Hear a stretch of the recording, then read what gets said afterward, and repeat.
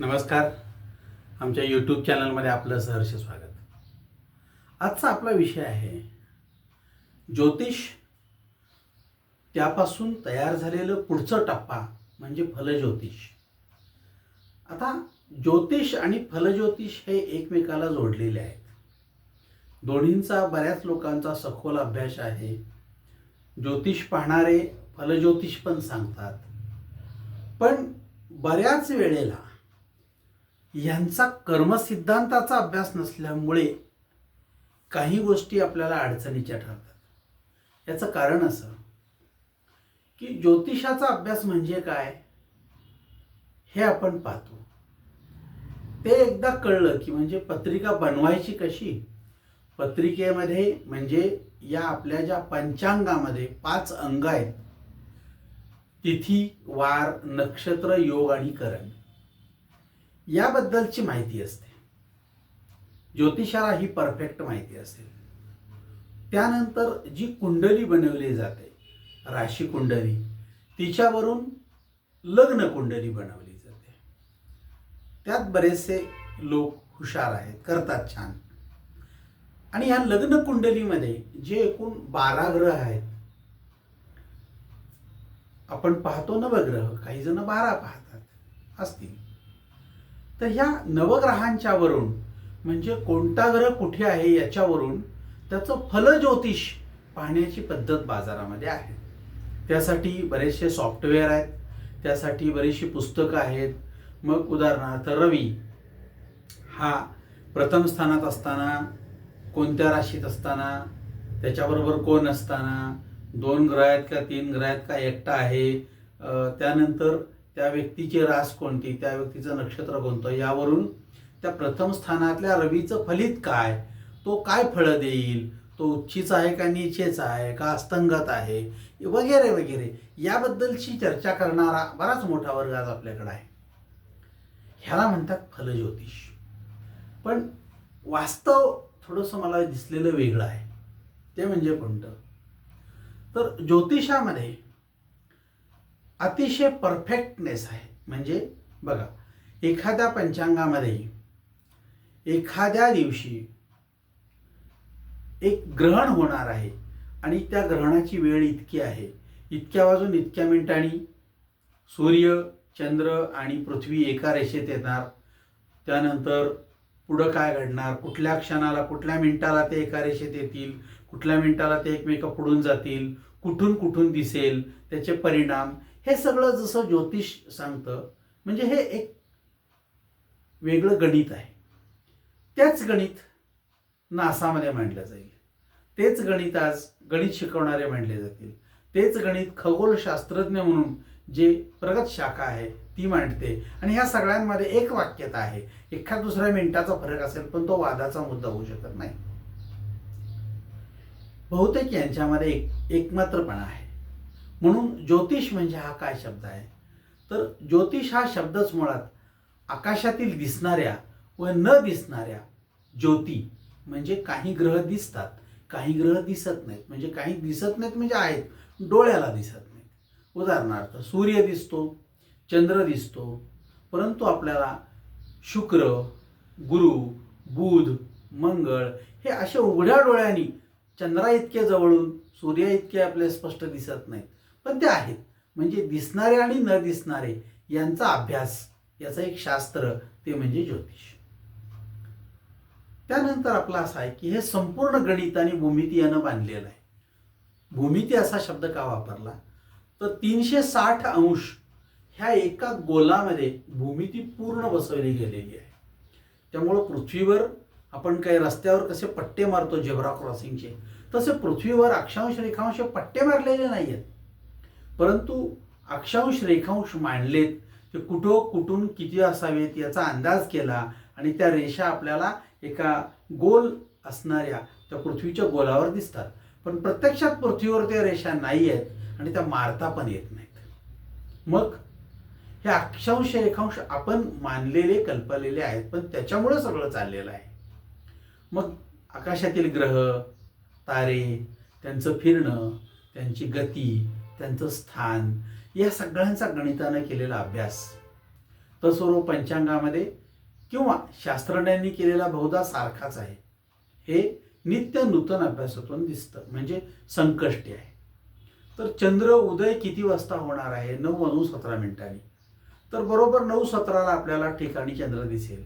मग तो कोल्हापुरात कधी दिसेल, पुण्यात कधी दिसेल, मुंबईला कधी दिसेल, काश्मीरमध्ये कधी दिसेल, हे पण क्लिअर दिलेलं असतं. म्हणजे यामध्ये दुमत नाही.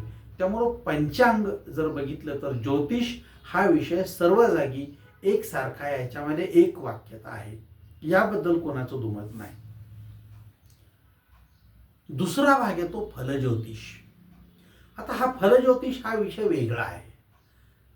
फलज्योतिष हा विषय वेगळा आहे म्हणजे काय? यात एक वाक्यता आहे, पण तिचं प्रमाण खूप कमी आहे.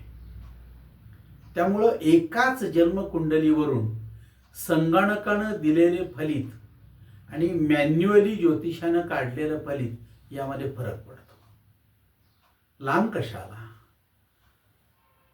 जर आपण संगणक कुंडली हा जो भाग आहे तो विचारात घेतला आणि वेगवेगळ्या कंपन्यांनी तयार केलेले सॉफ्टवेअर, एकच XYZ नावाच्या माणसाचं नाव आहे आणि त्याने दिलेली तारीख 19/4/2000 सकाळी 10 वाजता असं जर आपण दिलं आणि वेगवेगळ्या संगणकातून वेगवेगळ्या कुंडल्या काढून घेतल्या, म्हणजे एकच कुंडली येणार पण वेगवेगळ्या संगणकातून वेगवेगळ्या, उदाहरणार्थ 2002, 2015, 2020, 2022, मग त्यानं कुणाचे नावं काय काय वेगवेगळी आहेत.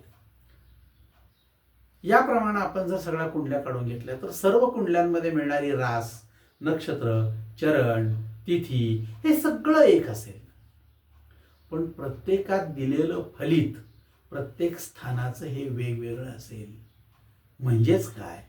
तर फलज्योतिष हा विषय वेगळा आहे. कोणाला काय वाटतं यावरून त्यांनी केलेला अंदाज हा फलज्योतिषामध्ये येतो. त्यामुळं त्यामध्ये एकवाक्यता असण्याचं प्रमाण कमी आहे.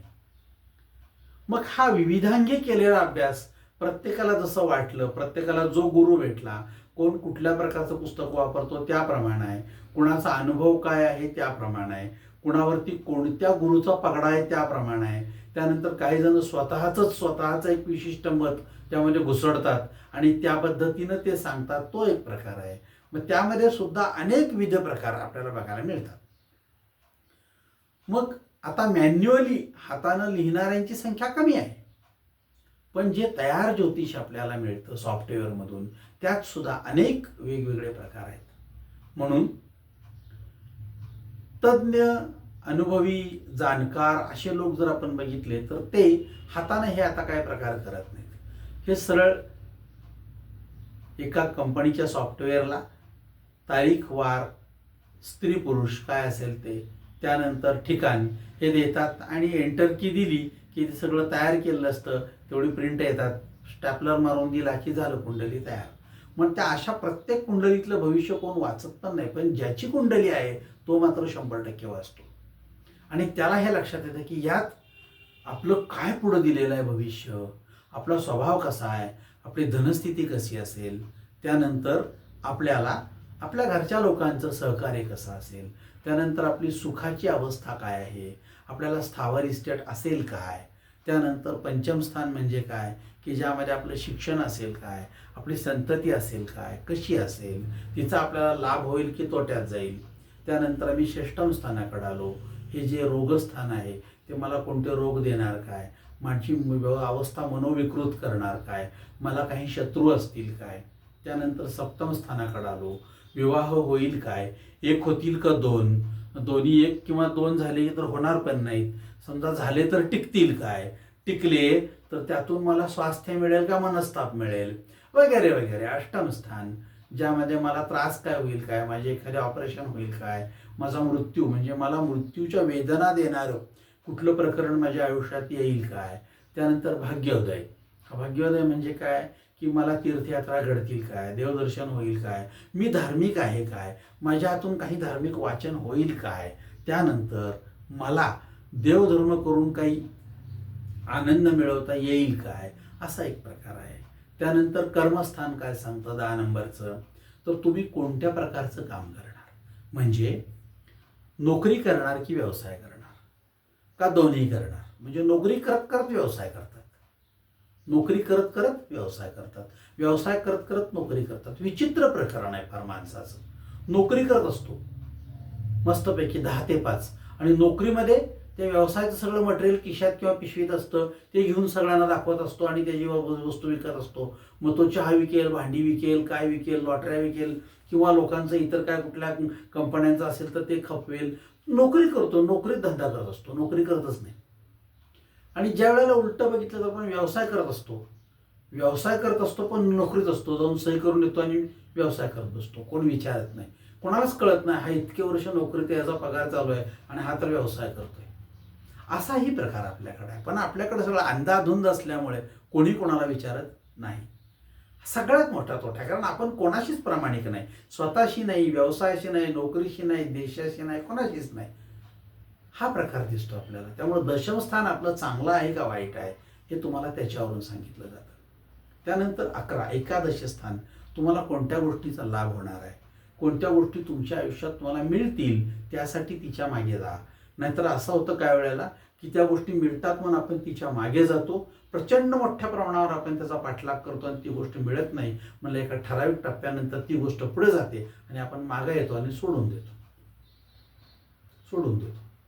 CAचा अभ्यास करणारी 10-10 वर्ष मुलं मी बघितली, शेवटी सोडून दिलं. MPSCचा अभ्यास करणारी 5-5 वर्ष मुलं आहेत, शेवटी सोडून दिलं. MPSC पुढे गेली, हे मागे आले. कित्येक तरी अशी अवस्था आहे. डॉक्टरकीचा व्यवसाय करणारी प्रचंड मोठ्या प्रमाणावर अभ्यास केला, सगळं केलं, शेवटचं वर्ष सुटे ना, सोडून दिलं. साधं BCom करणारी माणसं एक विषय राहतो कुठला तरी, 4-5 वेळा बसतात, सुटत नाही. BCom सोडून दिलं एका विषयासाठी, कारण डिग्री मिळणार नाहीये. म्हणजे माझं कर्म माझ्याबरोबर आहे, मला लाभ आहे का एखाद्या गोष्टीचा हे त्यात दिसेल आपल्याला. आणि त्यानंतरचा भाग म्हणजे व्ययस्थान. मी माझ्या आयुष्यामध्ये मिळालेलं उत्पन्न हे कशावर खर्च करेन, योग्य की अयोग्य गोष्टीवर, माझ्या मते की इतरांच्या मते, मला बुद्धी आहे का इतरांनी सांगितल्यावर मी खर्च करेन. आणि दुसरं असं की माझा पैसा मला वापरता येण्याची माझ्याकडे काय बौद्धिक क्षमता किंवा कुवत आहे काय, हा प्रश्न त्याच्यामध्ये येतो. ह्या सगळ्या गोष्टी ज्या आहेत ह्या फलज्योतिषाशी निगडीत आहेत. हे सगळे प्रश्न फलज्योतिषाशी निगडीत. कोर्ट कचेरी करतो, यश मिळेल काय, हे फलज्योतिषाशी निगडीत नाही. का तर हे सगळं करत असताना साम दाम दंड भेद आणि नीती ह्या गोष्टींशी ज्योतिष जोडलं गेलेलं आहे. आणि बाजारात जर बघितलं तर साम दाम दंड भेद आणि अनिती ह्या गोष्टीशी निगडीत आहे सगळं बाजार. त्यामुळे जिथं नीती वेगळी आणि अनिती वेगळी असेल तिथं ज्योतिष काम करत नाही. ज्योतिषामध्ये भरपूर चांगल्या प्रकारे तुमचे योग आहेत, पण बाजारात अनिती असेल आणि तुम्ही त्या अनितीचे बळी असाल तर तुम्हाला कदापिही यश मिळणार नाही. मग पुन्हा म्हणायचं नाही की फलज्योतिषात लिहिलं होतं अमकं चांगलं आहे, होणार आहे आणि ते झालं नाही, कारण बाजार अनितीशी आहे. तुम्ही सत्य असाल, तुमची घटना सत्य असेल, तुमची बाजू सत्य असेल, पण कोर्टात तुम्हाला न्याय कुठेही मिळणार नाही. का तर कोर्ट सगळं जे आहे ते अनितीवर चालत असेल. सगळे वकिलापासून न्यायाधीशापर्यंत हे सगळ्या गोष्टी जर पैशावर देवघेवीवर निर्णय होत असतील तर तुम्हाला न्याय मिळणार नाही. यासाठी तुम्हाला काय गरजेचं आहे, नीती गरजेची आहे. पण आज आपल्या लक्षात येईल की नीती हा नावाचा प्रकार कुठेही दिसत नाही. त्यामुळे तुम्हाला ह्या सगळ्या गोष्टी ज्योतिषामध्ये ज्या सांगितल्यात त्या बाजारात आपल्याला जगताना खोट्या ठरतात. आणि मग लोक म्हणतात अहो काय तर माझ्या कुंडलीत सगळं लिहिलंय अमकं तमकं, कुठं काय आहे, तसं काय नाहीच आहे असं म्हणतात. त्यावेळी मग हा प्रश्न उदयाला येतो की ज्योतिष आणि फलज्योतिष ह्या गोष्टी खोट्या का ठरतात. याच्या कारणांचा जेव्हा आपण धुंडाळा घेतो तेव्हा लक्षात येतं की ह्या सगळ्या कर्माशी निगडीत आहेत. कर्म या घटनेशी निगडीत आहेत आणि ते तुमच्याशी निगडीत आहे. तुमचं कर्म तुमच्याबरोबर असतं, पण आपण नेहमी खोटं बोलतो. प्रचंड अभ्यास केला होता पण मी नापास झालो. मग याला कारण काय, तर पेपर अवघड गेला, तपासलाच नाही, त्या अमक्या तमक्यानं पैसे दिले, पेपर फुटणे हा तर आपल्याकडं सततपणे चाललेला प्रकार असतो. त्यामुळं परीक्षा कॅन्सल होणे आणि मग काय झालं बघा, ते पेपरमध्ये पास झालो पण इंटरव्ह्यूला गेल्यानंतर ते मला त्याने नाकारलं कारण मी त्यांना काही देऊ शकलो नाही. सगळा हा बाजार आपल्याकडे दिसतो. हा कर्मसिद्धांताशी निगडीत आहे. आपलं कर्म त्याच्याशी जोडले. आपली पुण्याई आहे काय, हा प्रश्न सगळ्यात महत्त्वाचा आहे. बऱ्याच वेळा आपली पुण्याई नसते आणि त्यामुळं मग आपण म्हणतो की असायला पाहिजे. मला बँकेतून पैसे काढायचे, पण माझ्या बँकेत पैसे असले पाहिजेत ना. तसं मी एखादी गोष्ट करायला चाललो तर माझी पुण्याई असली पाहिजे. पुण्याई नसेल तर मला त्याचा फारसा फायदा मिळणार नाही. मग ही पुण्याई म्हणजे काय, तर माझं यापूर्वीचं केलेलं कर्म, ते कर्म माझ्याबरोबर असलं पाहिजे. त्यामुळं आपल्याला लक्षात येईल, ज्योतिष, फलज्योतिष आणि कर्म ह्या तिन्ही गोष्टींचा अभ्यास आपला असला पाहिजे. बऱ्याच वेळा आपण स्वतःलाच म्हणतो की सगळं त्यात दिलंय, शिक्षण भरपूर होणार म्हणून दिलंय. कुठं शिक्षण झालंय? शिकलोच नाही. म्हणजे त्यात दिलंय ते साधारणपणे तुझ्या पत्रिकेमध्ये असणाऱ्या ग्रहांच्या बलाबलावरून ह्या मुलाचं शिक्षण होईल असं चित्र दिसतंय. पण तुझं कर्मच असं आहे की तुझी संगत कुठे आहे, सगळं घरी असून देखील तू शिकू शकला नाहीस. कारण तुला शाळेत कशासाठी जायचं आणि गेलो होतो हे शेवटपर्यंत कळलं नाही. आपण कोणत्या कामासाठी गेलो नाही माहिती आपल्याला. मग आपण तिथं जाऊन काय कर्म करत बसलो याच्यावर तुझं शिक्षण अवलंबून होतं. मग आपण ते करू शकलो नाही, उन्हाळ्या काय करत बसलो आपण शाळेमध्ये, मग त्या घरात पण करता येत होत्या ना. मग ॲडमिशनची गरज काय होती? म्हणून माझं कर्म माझ्याबरोबर आहे.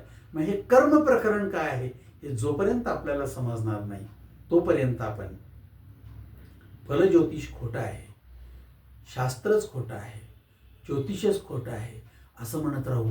पण माझं कर्म माझ्याबरोबर आहे. मी जे केलं ते पेरलं तेच उगवलेलं आहे. त्यामुळं मला त्याला दोष देता येणार नाही. हे जोपर्यंत ज्योतिषाला आणि स्वतः जातकाला समजत नाही तोपर्यंत तो प्रत्येक वेळी हा दगड कोणाच्या तरी डोक्यावर फोडायचा प्रयत्न करणार. मग हे कर्म काय आहे, मग ह्या कर्माचे काय प्रकार आहेत काय बघा. हा कर्म सिद्धांत म्हणजे काय हा पण दिलेला आहे. हा कर्म सिद्धांत म्हणजे काय, मुळात कर्माचा सिद्धांत जो सांगतो तो तुमचं जे कर्म आहे त्याचं जे फळ आहे ते तुम्हाला मिळणारच. कोणीही असो त्याला फळ मिळणारच.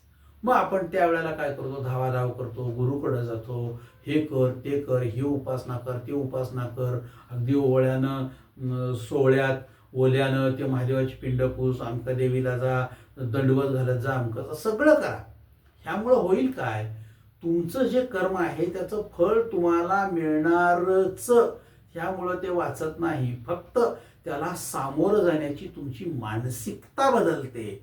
हा सगळ्यात मोठा घटक तुम्हाला लक्षात येतो. त्यामुळं कर्मसिद्धांत काय सांगेल तुम्हाला, तुमची मानसिकता त्याला सामोरं जाण्याची जी आहे ती त्यामुळं काय होते, चांगली तयार होते.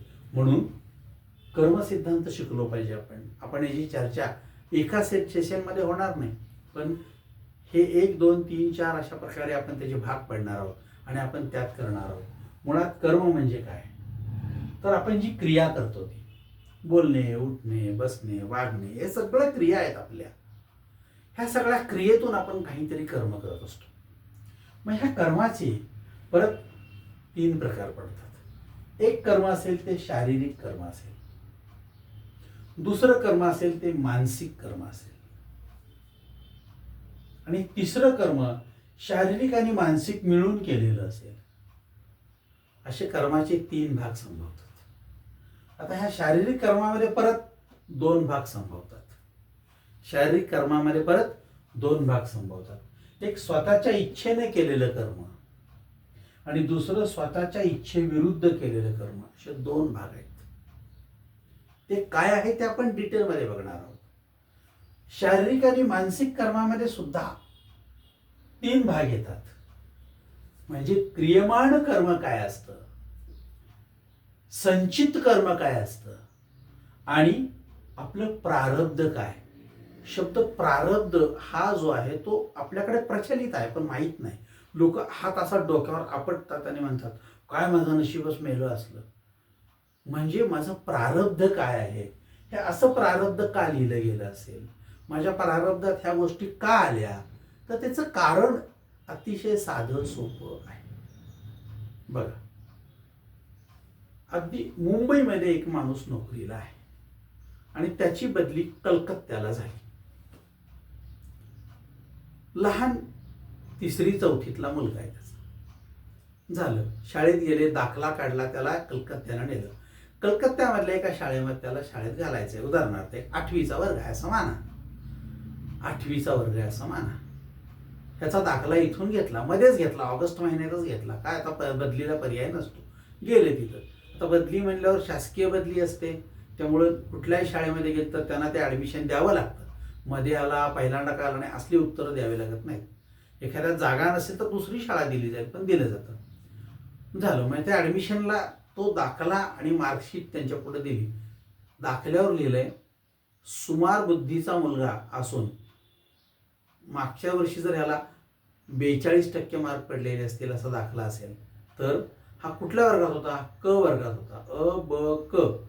अ अगदी हुशार, ब त्यातल्या बऱ्यापैकी, आणि क म्हणजे अभ्यास न करणाऱ्या मुलांचा वर्ग असं मानलं जातं. आता तसं काय असं आहे याच्यातला भाग नाहीये, पण मानलं जातं. मग तिथं गेल्यानंतर तिथल्या मुख्याध्यापकांनी ह्याला कुठल्या वर्गात बसवायचं? अ मध्ये का ब? त्यांच्याकडे पण 3 वर्ग असतील. अ मध्ये का ब मध्ये का क मध्ये? तर ते बघितल्यानंतर बघतात ते 36% मागच्या वर्षी पडलेत, ह्याला क ग वर्गामध्ये घाला. म्हणजे हा तिथं गेल्यानंतर ह्याला काहीही माहीत नाही यातलं. 7वी-8वीतला मुलगा मुख्याध्यापकाने ह्याला क वर्गात घालायला सांगितलं. का? तर ह्याचं इथलं कर्म काय आहे ते त्या कागदावर लिहिलेलं आहे. आणि म्हणून तुमचं संचित कर्म हे तुमच्या बरोबर फिरत असतं. तिथं कुणाला माहित नाही हा कुठल्याही शाळेत होता, काय करत होता, कागदावर लिहिलेला आहे. आणि मग त्यांनी त्याला क वर्गात टाकलं. मग हा जर प्रकार बघितला तर त्याला आपण प्रारब्ध म्हणतो. माझं प्रारब्ध इथं आहे. पण इथल्या शाळेमध्ये हा जर 1 नंबर मधला वर्गातला विद्यार्थी असता तर त्यांनी त्याला अ मध्ये घातलं असतं. त्यांना काही माहीत नाही आहे. म्हणून समजा पैसे देऊन त्यांनी अ वर्गात घातलं. काय तुम्हाला पाहिजे पैसे घ्या, पण त्याला अ वर्गात घाला. टिकेल काय? हा नाही टिकणार. टिकणार नाही. कारण टिकण्यासाठीची क्षमता ह्याच्याकडे नव्हती, म्हणून तर तो क मध्ये आलाय. प्रारब्धामध्ये आपण काय गोष्टी बदलू शकत नाही, फक्त लांबवू शकतो. म्हणून क्रियमान कर्म काय, संचित कर्म काय, प्रारब्ध काय. आणि त्यानंतर मानसिक कर्मामध्ये पुन्हा 2 भाग पडतात. एक म्हणजे इच्छेने आणि इच्छेविरुद्ध झालेलं. म्हणजे शारीरिक कर्म कधी कधी इच्छेविरुद्ध होऊ शकतं. तसं मानसिक कर्म इच्छेने आणि इच्छेविरुद्ध अशा 2 गोष्टी होऊ शकतात. काही वेळेला इच्छा असते तेव्हा आपण एखादी गोष्ट मानसिकदृष्ट्या करतो आणि इच्छेविरुद्ध पण काही गोष्टी करतो.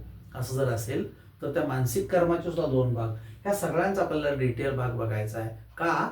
तर कर्म एकदा प्रकार बघितला की तुमच्या लक्षात येईल की आपण ज्योतिषावरती आग पाखड करणार नाही. म्हणून कर्म सिद्धांत हा शिकण्यासारखा विषय आहे. हा 1-2 नव्हे, तर जितके व्यवस्थित पुढे भाग येतील तितके आपण बघू. पण प्रत्येकाचं हेडिंग हेच असेल, ज्योतिष, फलज्योतिष व कर्म सिद्धांत काय आहे. आपण या आजच्या भागामध्ये बघितलं की ज्योतिष म्हणजे काय आणि फलज्योतिष म्हणजे काय. हे बाजारात आहेच, पण बऱ्याच वेळा या ज्योतिषामध्ये स्टॅटिक ते आहे तसंच असणार आहे, त्यात बदल असणार नाही. तुम्ही कुठे गेलात तर तुम्ही दिलेल्या तारीख आणि वेळेप्रमाणे रास, नक्षत्र, चरण, नावरस नाव, लग्न कुंडली तेच निघणार आहे. पण फलज्योतिष प्रत्येक जागी वेगळा असेल. मग प्रत्येक जागी ते मिळालेले जे आहे ते एक हा म्हणतो ते बरोबर आहे, ते एक म्हणतो की शिक्षण होईल, दुसरा म्हणतो शिक्षण होणार नाही, एक म्हणतो लग्न होईल, एक म्हणतो लग्न होणार नाही. हे फलज्योतिषामधले जे 2 भाग आहेत त्यामुळे आपल्याला द्विधा मनस्थिती तयार होते आणि मग खरं काय आणि खोटं काय. पण त्याच्यासोबत आपलं कर्म काय आहे हे आपलं फलज्योतिष सुद्धा ठरवत असतं. कुणाकडं जायचं मी ते सुद्धा, म्हणून ते कर्म शिकणं गरजेचं आहे. त्यामुळे कर्मसिद्धांत हा आपल्याला निश्चितपणे शिकायला पाहिजे. आज आपण थांबूया. पुढच्या भागामध्ये, आज आपला हा पहिला भाग असेल, दुसऱ्या भागामध्ये, तिसऱ्या भागामध्ये, चौथ्या भागामध्ये हा प्रत्यक्ष डिटेल कर्म म्हणजे काय हे आपण शिकल्यानंतर लक्षात येईल की आपलं कर्म हे आपल्या हातात आहे. त्यामुळे आपल्या कर्माचं आपल्याला काय करता येईल. कर्म बदलू शकत नाही ही वस्तुस्थिती आहे. मग ते कर्म बदलण्यासाठी आपण काहीच करणार नाही, पण त्याला सामोरं जाण्यासाठी माझी मानसिकता जर तयार व्हायची असेल तर त्यासाठी मला भागवताच्या वाचनाची, लक्षामध्ये रामदास स्वामींच्या सर्वच्या सर्व अभ्यासाची गरज आहे. मला सगळेच्या सगळे काय पाहिजेत, दासबोध वाचला गेला पाहिजे. आणि मग मला काय वाचलं पाहिजे, संपूर्ण महाभारताचा अभ्यास केला गेला पाहिजे.